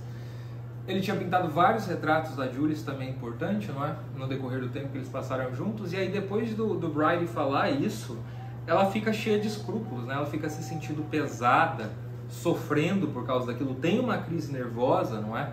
E aí depois ela fala, não é? Depois ela tá mais calma e fala: será que eu também não fui uma precursora? E aqui a palavra forerunner, precursor, a alusão ao Evangelho é a alusão a São João Batista, o precursor de Nosso Senhor Jesus Cristo no Evangelho. Veja como aqui eles são precursores, parece que mútuos um do outro. Mas as memórias a gente não pode esquecer, ainda são do Charles Bride. Então por isso que ela e o Sebastian já se colocaram nessa posição de precursores de algo que ainda não chegou, mas que está prestes a chegar para o Charles. E aí nesse meio da insegurança, não é? Ainda nessa discussão em 3.5.7, a Julia diz isso, né, pro Charles, e aí ele fala: olha, parece que a gente tá numa comédia, não é? A Julia pergunta por que ele precisa ver tudo de segunda mão, como uma obra de teatro ou comédia. E o Charles responde: é um jeito que eu tenho. Percebam essa visão ainda, que ela precisa ser intermediada por alguma coisa, por alguma obra, por alguma interpretação anterior que o faça compreender. Essa visão ainda parcialmente estética que o Charles tem, e que se manifesta em 3.5.8 quando a Cordélia retorna. Onde é que a Cordélia estava? Ela foi trabalhar como enfermeira voluntária na Guerra Civil Espanhola. Ela ficou até depois da guerra, recebeu um prêmio do governo pelo trabalho que ela prestou e viu muito sofrimento. E aí o Charles, ele primeiro vê a Cordélia como um pouco feia, um pouco descuidada. Ela já não tinha a beleza que o Sebastian e a Julia tinham. Ela já tinha um pouco mais os traços do irmão mais velho, do Bride, não é? Mas isso para ele foi um choque inicialmente, mas vamos notar que ele ainda estava nessa fase de transição. Ele já tinha visto a Julia de um jeito diferente, e depois, conversando com a Cordélia, ele a viu melhor. Ele percebeu que ela também tinha beleza, e que a beleza da Cordélia emanava justamente daquilo que ela tinha feito, do modo como ela tinha se entregado para as outras pessoas. E aí ele viu uma beleza diferente nela, que era uma beleza da pessoa também, que ele começou a reparar na Julia, mas uma beleza com características diferentes. A Julia estava sofrendo por si mesma, a Cordélia tinha sofrido também, mas sofrido pela entrega, pelo sacrifício que ela fez. E a Cordélia foi atrás do Sebastian no Marrocos, ela estava mais perto, não é? E aí ela reviu o Sebastian, e o Sebastian, o Kurt já tinha abandonado ele, primeiro ele se juntou aos nazistas, os nazistas conseguiram convencer ele de alguma coisa, aí depois ele viu que aquilo tudo era balela, tentou desertar, meteram ele num campo de concentração, e aí ele se enforcou num campo de concentração. Aí quando o Sebastian descobriu isso, que o Sebastian tinha tentado ir atrás dele, né, para ajudá-lo, o Sebastian volta para o Marrocos. E aí o Sebastian vive perto de um mosteiro.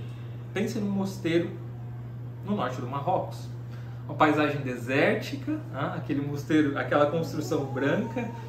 Procurem no Google o mosteiro de Nossa Senhora do Atlas. Vocês vão ter uma imagem interessante disso que a gente está dizendo aqui, porque essa referência é muito importante. E agora que a gente vai ver um pouco da profundidade do Sebastian. O Sebastian tinha pedido, ele continuava bebendo, e ele tinha pedido para entrar no mosteiro, porque ele queria ser um missionário no centro da África. Mas o abade prior disse que não podia, né? O superior da ordem lá disse que não podia. O superior do mosteiro, no caso, né? Eu acho que era eu não lembro se era abade ou prior, enfim, não lembro, mas enfim, o superior disse que ele não poderia, principalmente por causa desse vício que ele não conseguia abandonar. Então ele ficava meio que próximo do mosteiro o tempo inteiro. Então quando ele precisava de ajuda, ele ia lá. E essa acabou se tornando a vida dele. Aí a Cordélia falou assim, é engraçado como Deus ama essas pessoas, né? Parece que é por essas pessoas que ele tem uma espécie de carinho, de afeição maior, não é? E aí ela diz, e o Charles pergunta para ela, mas será que o Sebastian está sofrendo? Aí a Cordélia diz, sim, eu penso que sofre. Não se pode fazer ideia do que é o sofrimento, estropiado como está, sem dignidade, sem força de vontade. Mas aí ela diz, em 3.5.9, nunca ninguém é santo sem sofrimento. Nele tomou essa forma, ou seja, a forma do alcoolismo, da autodestruição, mas agora essa forma é uma forma que está pedindo misericórdia. Por isso que ele fica na porta do mosteiro. Né? Vi tanto sofrimento nos últimos anos, prossegue a Cordélia. Vem aí tanto sofrimento para toda a gente em breve, ela está aludindo à Segunda Guerra, né, que está por vir, é a primavera do amor, ela diz. E depois, condescendendo com o meu paganismo, acrescentou, o Sebastian está num lugar muito belo, sabe, perto do mar, claustros brancos, uma torre com sinos, fileiras de hortaliças e um monge que as rega quando o sol está baixo. Ela como que diz isso para o Charles entender, né? Porque parece que ele não consegue entender essa relação entre a santidade e o sofrimento. Né? E aí agora a gente vê, aqui em 3.5.10 a gente chega propriamente no puxão da linha para o Charles e para a Julia. O puxão da linha do Sebastian já aconteceu. Agora o Charles e a Julia são puxados, que é o retorno de Lord Marchmain. Primeiro ele anuncia que vai retornar, todo mundo prepara uma festa, etc, etc, mas ele vem muito debilitado de saúde. E aí a amante dele, ela volta com ele, cuidando dele, não é mesmo? E ela diz ao Charles, ele voltou para morrer em casa. Ele voltou precisamente para morrer. E aí, primeiro o Bride e a Cordélia, sobretudo, não é? Eles pedem que ele veja um sacerdote, Padre Mackey, me parece. E aí o padre vem e ele fala assim, padre, eu ainda não estou em extremis, não estou em extremis, ou seja, eu não estou prestes a morrer, portanto não tem por que me dar o sacramento da extrema-unção. Né? E além disso, eu não sou católico praticante há muito tempo, o senhor pode ir embora, ele despacha o padre. E aí o Charles acha aquilo um absurdo, porque estão atentando, o que ele diz, estão atentando contra a consciência dele. Há muitos anos que ele diz que não acredita, que não é um católico praticante, não é certo fazer isso com ele. Mas o Charles fica nervoso com isso. Ele não sabe muito bem o que está acontecendo ali, mas vejam, ele intui, não é? A primeira visita ele é despachado, 3.5.11. Julia tem dúvidas. Charles se desespera, porque ele intui que se aquilo, ou seja, Lord Marchmain receber e aceitar o sacramento, se aquilo de algum modo continuar, ele vai perder a Julia, porque a Julia já está com escrúpulos em relação a isso. Ela está vendo que a vida dela não é condizente com aquilo que ela mesma acredita e por isso que ela está sofrendo de culpa, ainda que ela não consiga articular ou não consiga tomar uma decisão ali. E o Charles ainda não percebe necessariamente, mas ele intui que se de algum modo aquilo acontecer, ele vai perdê-la. Não é? Aí tem um dia que o Lord Marchmain está realmente mal, o Bride e a Cordelia, os católicos praticantes, não estão em Brideshead, só estão o Charles e a Julia, ali da família, não é? E aí, claro, a Cara também, e a Cara diz, eu gostaria que ele tivesse os últimos sacramentos, essa era a opinião dela, tá? Ela realmente gostaria disso, que ele pudesse receber e aceitar o sacramento da extrema-unção. E a Julia toma uma decisão repentina, vou chamar o padre. O Charles discute com ela, ele não quer aquilo, mas ele acaba aceitando, porque aquilo é importante para ela. E aí, de repente, o padre começa a ungir o Lord Marchmain, que está um pouco inconsciente ainda, com óleo. Ele não responde, o Lord Marchmain não responde, ele está deitado na cama, o padre reza, unge ele com óleo bento, não é? Óleo da extrema unção, e pede para ele fazer um sinal, se ele estiver ouvindo, um sinal de que ele se arrepende dos pecados e aceita receber o perdão de Deus. E aí, quando o Charles vê a Julia ajoelhada aos pés ali da cama do pai dela, rezando fervorosamente para que ele aceite aquilo, o que o Charles faz? Por causa da Julia, vejam como por isso que eu disse antes que esse amor é autêntico, hein? Por causa dela ele reza também, e vejam como que ele reza inicialmente: ó Deus, se há um Deus, perdoa-lhe os pecados, se há pecados. É uma oração bem engraçada. Aí depois simplesmente ele começa: Deus, perdoa-lhe os pecados, e por favor Deus, faz com que aceite o teu perdão. Aí depois mais simples: Deus, perdão, perdão, perdão. E pela Julia, o que acontece? Uma cena que foi um pouco criticada depois, o Lord Marchmain, ele começa com muita dificuldade a levar a mão até a fronte. Primeiro, como a mão está pesada, o Charles pensa que ele vai tirar o óleo, fazer um gesto de tirar, tipo, eu não quero isso aqui. Mas não, ele consegue fazer o sinal da cruz. E aí ele morre. Criticaram essa cena, depois eu vou entrar propriamente em 3.5.13, criticaram essa cena porque disseram que parecia inverossímil. Esse tipo de conversão no leito de morte e tal.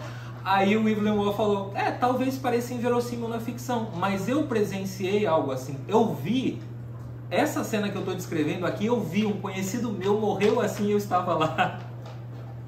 De fato, Maurice Baring, que é outro autor que a gente vai trabalhar também, no prefácio a um romance dele, ele diz assim, olha, tem coisa que se a gente colocar num romance ninguém acredita, mas que acontece na vida real, não é? É algo assim também. E aí Lord Marchmain aceitou o perdão, portanto. O Charles diz, em 3.5.13, depois, soube que esse sinal que eu pedira, ele pediu um sinal a Deus junto com a Julia, um sinal para a Julia, não era pouco.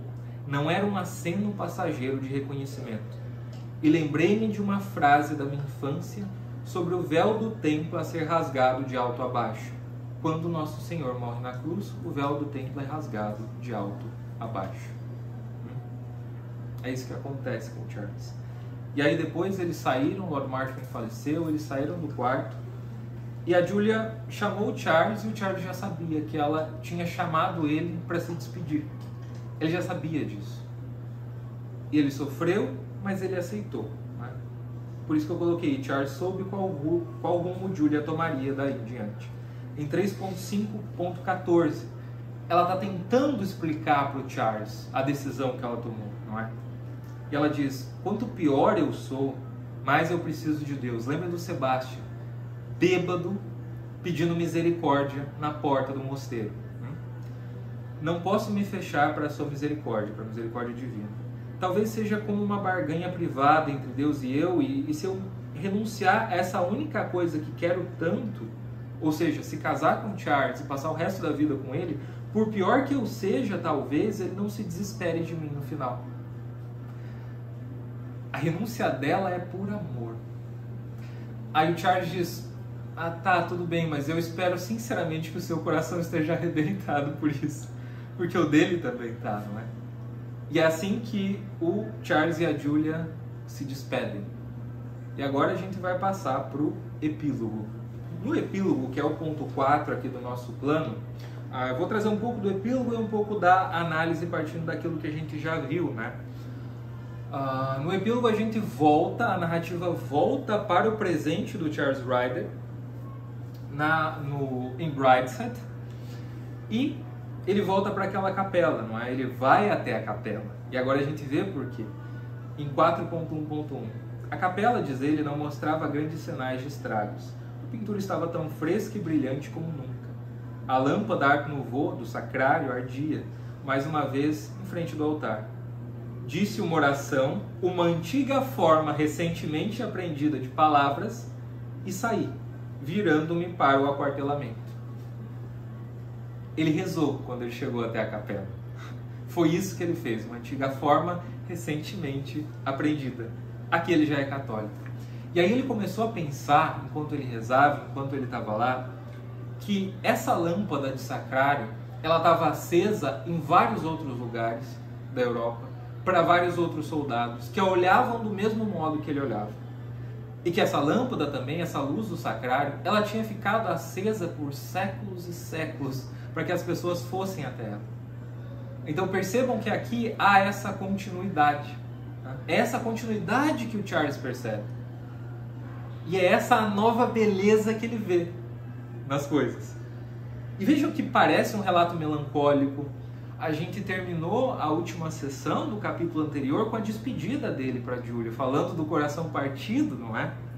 E aí quando o Charles sai da capela, o segundo em comando chega e olha para ele dizendo: você hoje parece vulgarmente alegre. Ele saiu feliz, ele estava entediado pelo exército, ele estava cansado, com raiva. Quando ele saiu da capela, quando ele rememorou tudo isso que a gente acabou de dizer, ele ficou feliz. Vejam como foi subindo, como o coração dele foi se quebrando com esses amores frustrados, mas foi subindo, até que ele conseguiu essa alegria invulgar, que ele não parecia demonstrar, não é? Tanto que o segundo em comando disse isso a ele. Aqui em 4.2, né, o Joseph Pearce, em 4.2.1 direto, o Joseph Pearce diz que o personagem principal do romance é Deus. E essa hipótese coincide com a chave interpretativa dada pelo Evelyn Waugh naquele prefácio à segunda edição.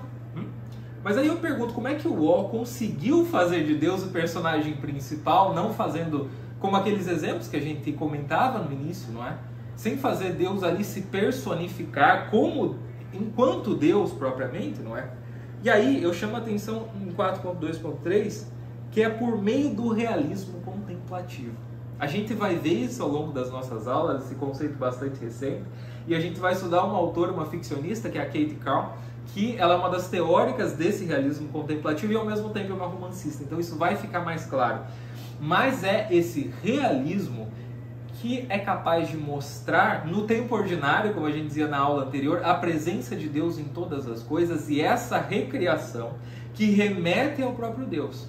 Portanto, é necessário registrar a realidade em seus aspectos simbólicos também, porque são os aspectos cotidianos que também são simbólicos, porque são esses aspectos cotidianos e ao mesmo tempo simbólicos que remetem a Deus. Né? Em linhas gerais é isso. O Waugh conseguiu fugir do moralismo e do risco de dar um sermão. Ele mostrou como Deus é o fundamento e fim de todas as coisas, independente do que os seus personagens poderiam achar disso, independente do que a Julia poderia achar disso, independente do que o Sebastian poderia achar disso e, sobretudo, independente do que o Charles poderia achar disso. Vejam que foram esses personagens profundamente falhados, a Julia, o Sebastian, que guiaram o Charles, que foram a linha pela qual Deus pôde dar esse puxão, a twitch upon the thread, no Charles. Percebam esses instrumentos ordinaríssimos. E aqui a gente consegue ver esse plano divino. Que o Charles vai subindo de amor pequeno em amor pequeno, fatalmente se quebrando ali, nesses pequenos amores, até que ele chegou nesse último amor, que foi o único capaz de fazê-lo invulgarmente alegre e sem as inseguranças, sem a insatisfação do esteticismo e sem aquela insegurança, aquele medo da avalanche que ele tinha com a Julia. 4.2.4, de novo os instrumentos ordinários, as pessoas, não é? O fascínio pela família Marchmain foi o primeiro contato de Charles com o catolicismo. Esses personagens, todos cheios de defeitos, mostraram a ele tanto o peso do pecado como a profundidade da graça. E como é que eles mostraram isso? Pela conduta deles. O Sebastian mostrou isso tanto pelo sofrimento dele, por ele abraçar essa dor, esse sofrimento, primeiro para se destruir e depois precisando da misericórdia. E a Julia pelo sacrifício que ela fez por amor ao próprio Charles também. ela poderia amá-lo melhor daquela maneira, porque a relação dos dois basicamente seria impossível, não daria para ser. Como é que o Lord Marchmain demonstrou isso? Se arrependendo dos seus pecados no leito de morte. Como é que a Lady Marchmain mostrou isso? Segurando o sofrimento dos outros. Vejam, esse discurso sou eu quem estou fazendo. O Evelyn Waugh mostra essas coisas. Eis a diferença. E a força que isso teve sobre Charles. Em 4.2.5 agora, no livro 2, o Charles disse que se sentia falso. Ele, feito Rex Mottram, era um fragmento de homem que pretendia ser inteiro. Mas os outros, sobretudo Sebastian, a Julia e o Lord Marchmain, também estavam fragmentados, quebrados. Mas foi justamente essa fragmentação que permitiu com que a graça divina entrasse neles. Foi essa fragmentação que o Charles viu. O Charles viu eles se machucando, mas viu ao mesmo tempo eles abertos para a graça divina. Ele viu o Sebastian se destruindo, mas depois soube do Sebastian pedindo a misericórdia. Ele viu as condutas da Julia, não é? E ele viu como aquelas condutas faziam ela sofrer. Teve um momento, eu estou lembrando agora, quando ele a encontrou, ela estava sofrendo por causa do casamento, não é? E é por isso que ele viu essa beleza triste. Em um determinado momento da relação deles, quando ele já estava em Brideshead, já há 2 anos juntos, ele voltou a ver essa beleza triste nela. Aquela mesma tristeza. Ela de fato não estava ela de fato não estava feliz, porque ela estava quebrada. Ela estava quebrada. E veio com a morte do Lord Marchmain. Veio com a morte do Lord Marchmain também. Não com a morte dele, mas com a aceitação do perito de morte. Que aí foi que o véu do templo se rasgou para o Charles, como ele mesmo diz, né?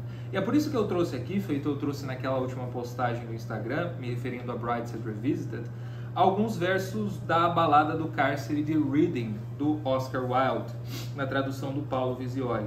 E o Oscar Wilde diz o seguinte: feliz o coração partido, pode a paz do perdão conquistar. Senão, como o homem vai fazer reto o seu plano e do erro se limpar? Como pode, a não ser por coração partido, o Senhor Cristo entrar? A diferença é que o Sebastian já percebeu essa quebradura, esse coração partido mais cedo do que os outros personagens. Ele já percebeu que era Deus ou nada. E é como eu digo aqui em 4.2.7, caso não se reconhecessem partidos ou quebrados, como a graça divina poderia entrar?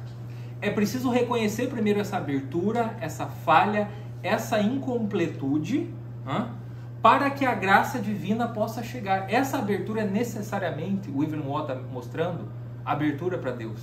É uma abertura que reconhece a própria insuficiência e que reconhece a necessidade da misericórdia, fez a Julia e o Sebastian.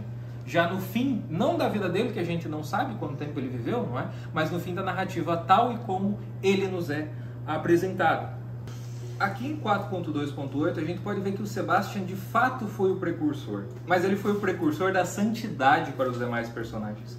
A trajetória dele faz lembrar a dos padres do deserto, que a gente conhece pelos relatos de São João Clímaco na Santa Escada, nas conferências de São João Cassiano também, e é por isso que eu coloquei uma ênfase especial e e pedi para vocês procurarem, né, aquele mosteiro de Nossa Senhora do Atlas no Marrocos, porque lembra muito desses relatos dos padres do deserto. Eu lembro que São João Clímaco, na Santa Escada, ele conta de um monge que estava com problemas com soberba, com o pecado da soberba, e pediu conselho para o diretor espiritual. Então o diretor espiritual colocou ele na portaria do mosteiro, e aqui é interessante porque o Sebastian também foi colocado, pelo menos nos dias em que ele estava bem sóbrio, né, como porteiro nesse mosteiro em que ele pedia ajuda, não é? E aí esse monge de São João Clímaco foi colocado como porteiro, e a recomendação, a orientação do diretor espiritual para ele foi a de que ele fizesse uma reverência até encostar a testa na terra para todo mundo que passasse e pedisse orações. Aí ele ficou um tempo até que o superior achou necessário, o superior foi, falou com ele, disse que ele podia podia voltar para as ocupações anteriores dele, não é, no mosteiro. Mas ele disse que não. Por quê? Porque fazendo isso ele se reconheceu mais pecador, ou seja, não é aquela coisa de olhar para si mesmo com autodesprezo. Percebam aqui a diferença. Quando o Sebastian olhou para si mesmo com autodesprezo, vendo aquela imagem daquele que ele poderia ser, mas cuja responsabilidade ele não quis assumir, ele tentou se destruir. E quando esse monge, e depois o próprio Sebastian, aqui em Brideshead Revisited, se olha como um pecador miserável, aí sim, mas por isso mesmo, como alguém aberto à graça divina, ou seja, se eu estou quebrado, eu estou arrebentado, é por isso que eu preciso de Nosso Senhor, é por isso que eu preciso da graça divina. Notem a diferença, e notem como o Evelyn Waugh consegue fazer do Sebastian semelhante a esses padres do deserto, não é? É por isso que é justamente por um coração partido que o Senhor Cristo entra, conforme o verso do Oscar Wilde, não é? Em 4.2.9, aqui para terminar, no final do romance, aquela bonita fonte que a gente já aludiu várias vezes, a fonte da Arcádia, a fonte em que o Charles encontrou a Julia, a fonte em que o Charles pintou os retratos da Julia muitas vezes, que era a imagem da conversão estética do Charles, ela estava seca e sujeita ao lixo atirado pelos soldados. Um dos soldados, um outro oficial disse para o Charles, a gente nunca consegue limpar essa fonte, a gente sempre diz, parem de jogar lixo, parem de jogar as coisas aqui, mas a gente nunca consegue que ela fique limpa. Ninguém conseguia mantê-la limpa. Mas a lâmpada do sacrário estava acesa outra vez, como se nunca tivesse sido apagada. E, enfim, esta foi a nossa aula sobre Brideshead Revisited. Agradeço mais uma vez meus amigos Mário, Renata, que estão me ajudando pra caramba com isso. Meus queridos mestres, muito obrigado. Obrigado, pessoal. Espero que vocês gostem e sintam vontade de ler Brideshead Revisited. Esse é o principal objetivo. Muito obrigado.